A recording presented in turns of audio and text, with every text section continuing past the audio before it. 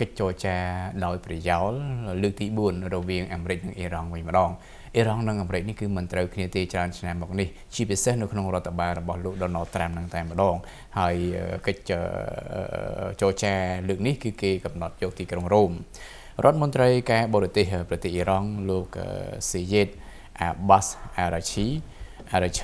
បាននិយាយថាទី4នៃកិច្ចប្រជុំកម្មវិធីអាវុធនុយក្លេអ៊ែរដោយប្រយោលដែលសម្របសម្រួលដោយប្រទេសអូម៉ង់រវាងអ៊ីរ៉ង់និងសហរដ្ឋអាមេរិកនឹងត្រូវធ្វើឡើងនៅក្នុងទីក្រុងរ៉ូមថ្ងៃសៅរ៍ទី3ឧសភា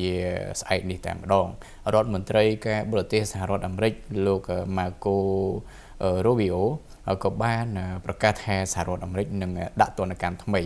លើអង្គភាពដែលពាក់ព័ន្ធក្នុងការជួញដូរប្រេងនិងផលិតផលគីមីឥន្ធនៈ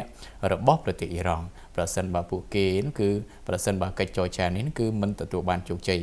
នៅពេលដែលជុំថ្មីនៃទណ្ឌកម្មនេះកំណត់គោលដៅលើអង្គការចំនួន7និងនាវាពីរគ្រឿងដែលជាកម្មសិទ្ធិរបស់ក្រុមហ៊ុន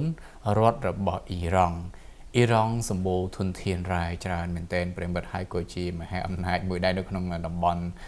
មជ្ឈមបូព៌ាអ៊ីរ៉ង់ហ្នឹងបងធំដែរហ្នឹងណាបាទហើយមានធនធានគ្រប់គ្រាន់ហើយតែបង្ហាញបានន័យថាអេរីយ៉ាបតហ្នឹងគឺមិន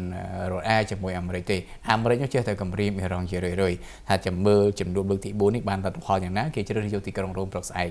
ចា